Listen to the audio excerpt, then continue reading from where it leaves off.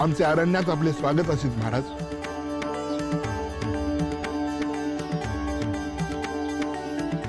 स्वागत महाराज। माझी इच्छा मानित आणि तुम्ही अथे येत। उन्ना उन्ना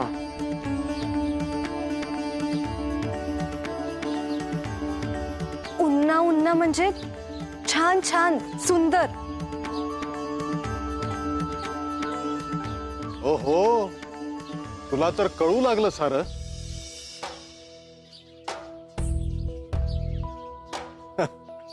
विवाह व्हायचाय अजून, त्याआधीच रानरंग चढला अंगा खांद्यावर। छान छान। उन्ना उन्ना उन्ना उन्ना।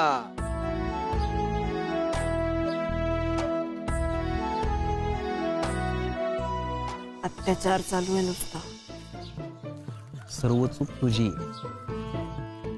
मोहिनी विद्येच्या मोहात वारस टाळलास, पण आता विद्या तर कामी येतच नाहीये आणि वारसही नाही। तू आपलं सावित्रीचे लेकर सांभाळ।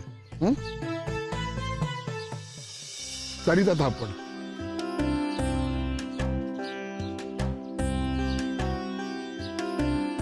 जांबू करंदू, तुम्ही महाराणी आणि मामांशी सांभाळीत, आणि मी महाराज आणि सत्तू सावित्रीशी।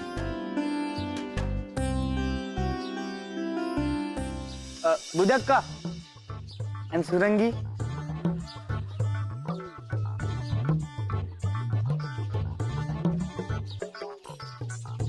ना ना ते तिलाही रान नवी, मागे वाटेवेरी सोबत हवी। जांभ्या करवंद्या सुरंगीस पण तुम्ही सोबत करी। उम्मा उम्मा। चला आता उशीर नको। तुझ्या माता पित्यांना भेटण्यासाठी आम्ही उत्सुक आहोत। तेही खोपीत वाट बघित तुमची। चला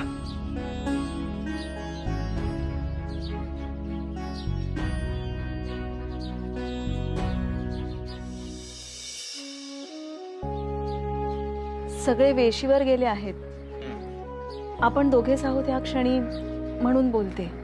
ठाऊक आहे काय बोलायचं आहे ते। सावित्री राजकन्या आहे हे कळल्यापासून आपल्या आयुष्याचा सारा पट पुन्हा पुन्हा नजरेसमोर येतोय।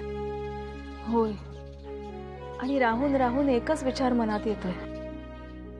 प्रथम नाईलाजास्तव आपण या रानात आश्रय घेतला आणि मग इथेच रमलो। इथलं कष्टाचं पण स्वच्छ आयुष्य आपल्याला आवडू लागलं। कपट कारस्थानांनी भरलेल्या त्या राजवाड्यात जायची इच्छाच नाही राही। सत्तूसाठी काही काळ आपलं मन द्विधा झालं होतं, परंतु अखेरीस राजपुत्र होण्यापेक्षा रानपुत्र होणं अधिक सुखाचं आहे हे उमगल्यानंतर आपण ते रहस्यच ठेवलं। होय, परंतु आता त्याचं स्वतंत्र आयुष्य सुरू होणार आहे। जी राजकन्या राजसुखाचा त्याग करून आपल्या प्रेमासाठी इथे आली, तिच्या मात्या पित्यांना आपण अंधारातच ठेवायचं? त्यांच्यापासून आपली खरी ओळख आपण लपवायची नाही। तो आपला धर्म नव्हे। आम्ही निर्णय घेतला आहे, तिच्या माता पित्यांना आपण सारं सत्य सांगायचं। मात्र सत्तू आणि साऊला मात्र ही गोष्ट 1 वर्षानंतर सांगायची। सावित्रीला रानातल्या या आयुष्याची ओळख होऊ दे, त्यांचा संसार सुरू होऊ दे, मग ते निर्णय घेऊ शकतील। इथेच राहायचं की राज्य परत मिळवायचं। आपण आता फकीर झालो आहोत, आपलं वयही झालं आहे, आपण रानातच राहायचं हे नक्की। परंतु सत्तूला निर्णय घेण्याची संधी मिळायलाच हवी। आपल्या या निर्णयाशी मी सहमत आहे। मनावरचं मोठं ओझं उतरलंय आज। मद्र नरेशांचं स्वागत करताना आता मनावर कुठलं दडपण नसेल, चोरटेपणा नसेल। मायो, तातो पहा, अखेर सावित्री घेऊनच येत तिच्या तातोसी। हे मद्र देशाचे महाराज अश्वपती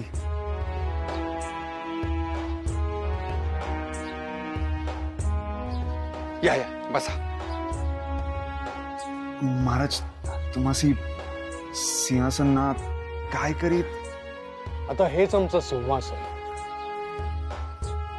सावित्री ह्याच सिंहासनावर विराजमान होणार म्हटल्यानंतर आम्हाला कशाला हवाय डौल.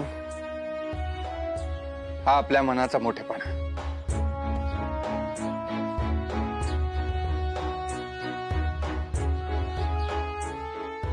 हे मध आणि साळीच्या लाया.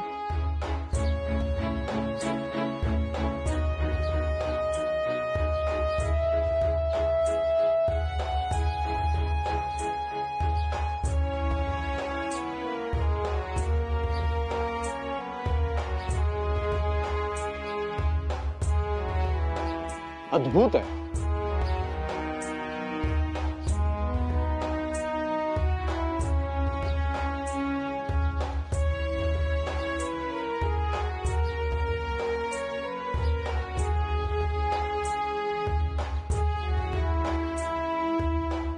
बसा. हो बसा. आम्हाला महत्वाचं बोलायचंय. या विवाहाला आम्ही अनुमती दिलेली आहे. हा विवाह रानात तुमच्या घराच्या परिसरात व्हावा ह्यासाठीही आम्ही मान्यता दिलेली आहे. सावित्रीला विवाहानंतर इथेच राहायचंय हा हट्टही तिचा आम्ही पुरवलाय. हा आपल्या मनाचा मोठेपणा आहे. नाही, तसं नाहीये. सावित्री आईविना वाटलेली, तिच्यावर आमचा विशेष जीव आहे आणि तिच्या सुखापुढे बाकी सगळं आमच्यासाठी गौण आहे. आता एकच इच्छा आहे, म्हणजे सत्यवानाच्या भविष्यासाठी म्हणतोय आम्ही. सावित्री आमची एकुलती एक, तेव्हा ती आमच्या राज्याची उत्तराधिकारी आणि तिचा पती म्हणून सत्यवानानं आमच्या गादीवर बसून राज्यकारभार चालवावा अशी आमची इच्छा आहे. तेव्हा क्षमा करा महाराज, परंतु हा प्रस्ताव आम्ही स्वीकारू शकत नाही. इतक्या चटकन आणि नागरी भाषेत तुमच्याकडनं उत्तर अपेक्षित नव्हतं. आपल्याला आश्चर्य वाटणं साहजिकच आहे, कारण आपण आमच्या विषयी जाणत नाही. म्हणजे सत्तू सत्तू सत्तू चल सरी सरी. सत्तू अरे अरे ऐक ना.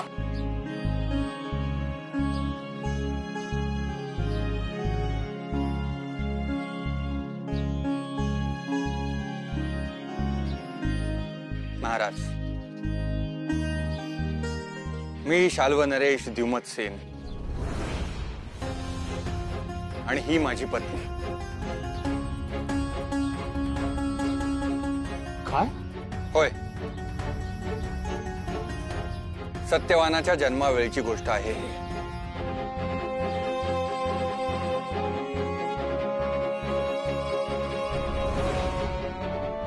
आपल्या आयुष्यातला सगळ्यात सुंदर काळ आता सुरू होतो. या राजवैभवाचा स्वामी जन्माला येणार आहे.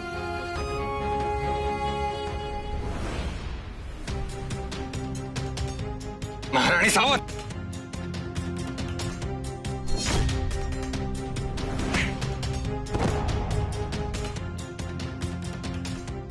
उग्रसेना, सुखरूप आहेस ना? तुला पाहून बळ आलं, आता त्वरेनं प्रति हल्ला कर. आमच्यावर प्राणघातक हल्ला झालाय. मारेकरी राजवाड्यात शिरलेत. कुणीतरी आम्हाला मारण्याचा कट रचलाय. हो, आणि तरीही वाचलंस तू.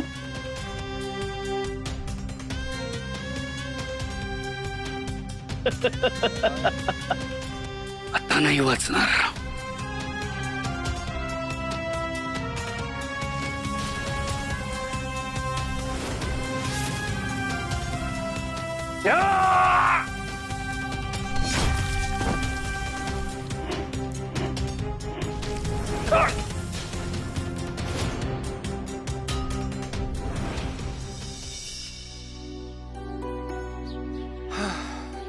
असं आहे सारं. आपण आल्यावर आपल्याला सारं सत्य कथन करायचं आम्ही ठरवलं होतं,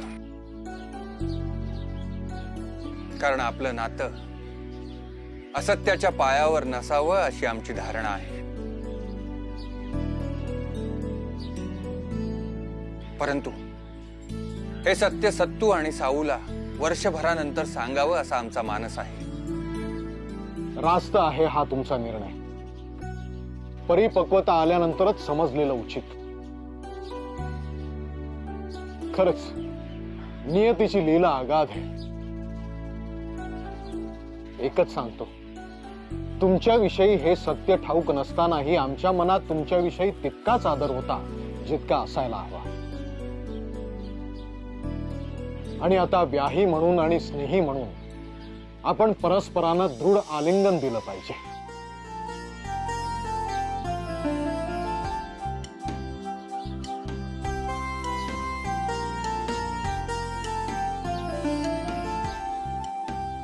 हे रहस्य रहस्यच राहील, यातच सगळ्यांचं हित आहे.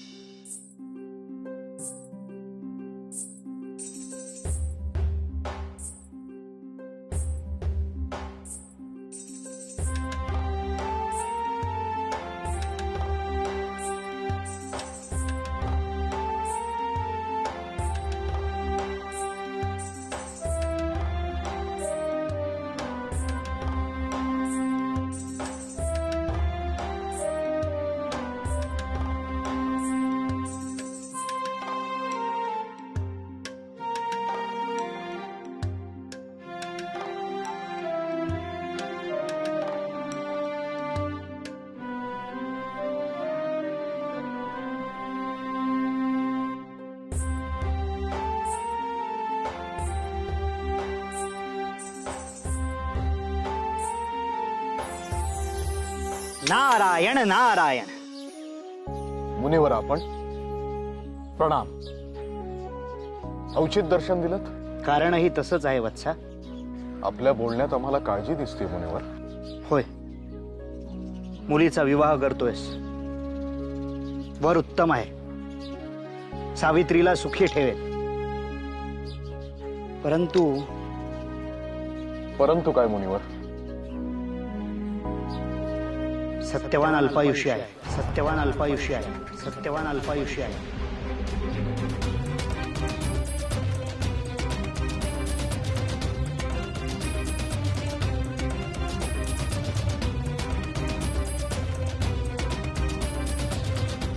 काय? विवाहानंतर 1 वर्षाच्या आत त्याच्या भाळी मृत्यू लिहिलेला आहे. तेव्हा या विवाहापासून सावित्रीला परावृत्त करण्याचा प्रयत्न कर.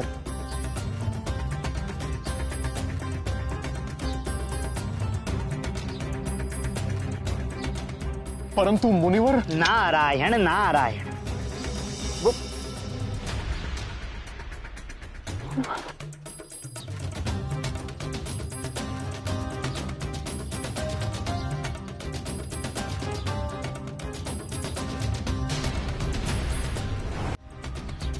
ताता, इथे काय करतोयस? साऊ,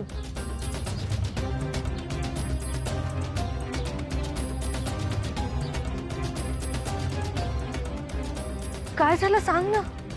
साऊ, साऊ तू हा विवाह नको करूस. असं का बोलतोयस?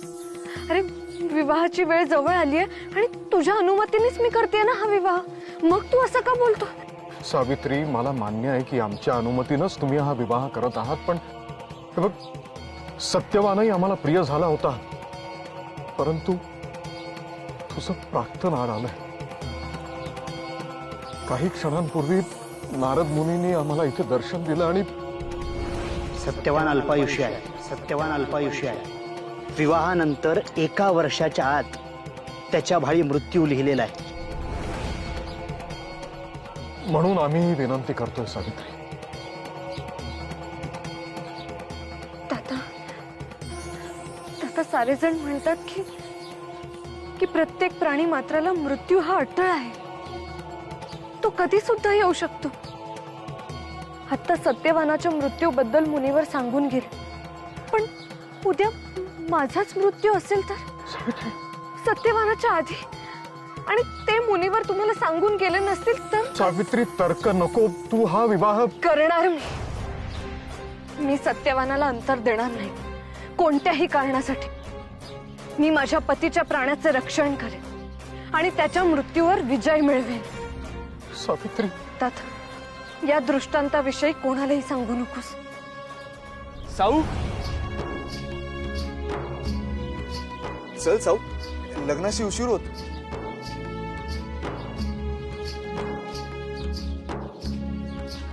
तातो, मनी काही चिंता असेल का?